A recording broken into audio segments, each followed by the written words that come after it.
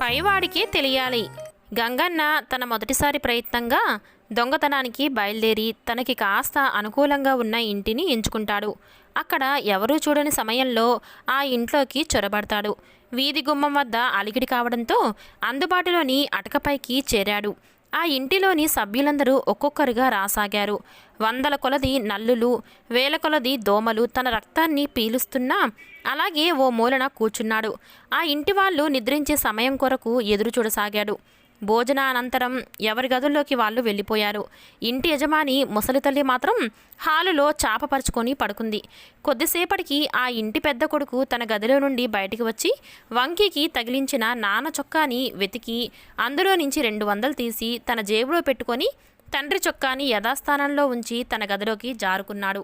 మరికొంతసేపటికి రెండో కొడుకు కూడా తన అన్నలాగే చేసి తన గదిలోకి వెళ్ళిపోయాడు.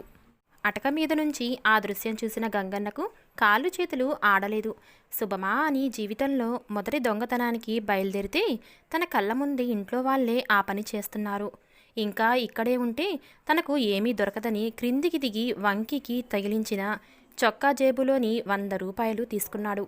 అలికిడి కావడంతో చొక్కాను అక్కడే క్రింద వదిలి ఎప్పటిలా అటక పైకి చేరాడు గంగన్న.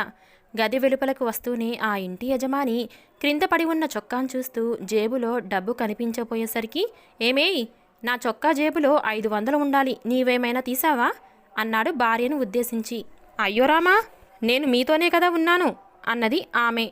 అప్పుడే బయటికి వచ్చిన ఇద్దరు కొడుకులు తమకు కూడా ఏమీ తెలియదని చెప్పేశారు. ఇంట్లో దీపాలన్నీ వెలిగించారు. అమ్మ, నువ్వు ఇక్కడే కదా పడుకున్నావు, నీకేమేం తెలుసా అన్నాడు కొడుకు. ఏమో నాయనా, అంతా ఆ పైవాడికే తెలియాలి, నాకేం తెలియదు అంది. ఉన్నవాళ్లతో వేగలేక చేస్తుంటే ఎవరే ఆ పైవాడు అన్నాడు కొడుకు అసహనంగా. తన ఉనికిని ముసలమ్మ మర్మరంగా తెలియజేస్తుందని గ్రహించిన దొంగ గంగన్న, అయ్యా, ఆకలి బాధ తట్టుకోలేక మొట్టమొదటిసారిగా మీ ఇంటికి దొంగతనానికి వచ్చాను. ఇదిగో నేను తీసింది ఈ 100 రూపాయలు మాత్రమే, మిగిలిన డబ్బులు మీ ఇద్దరు కొడుకులు తీశారయ్యా అని వాళ్ళు చేసిన పని చెబుతాడు. నాయనా, దొంగవైన నిజాయితీగా నీ తప్పు ఒప్పుకున్నావు కనుక నిన్ను క్షమించి నా హోటల్లో పనికి తీసుకుంటాను. బిడ్డలను కనడమే కాదు, వారిని పెడత్రోవలో పోకుండా చూసుకోవడం, వారి అవసరాలు గమనించడం కూడా పెద్దల బాధ్యత. ఇది నీ మూలంగా నాకు తెలిసింది కాబట్టి ఈ 100తో తృప్తిగా భోజనం చేసి రేపు పనికిరా అంటూ గుమ్మందాకా సాగనంపాడు ఆ ఇంటి యజమాని.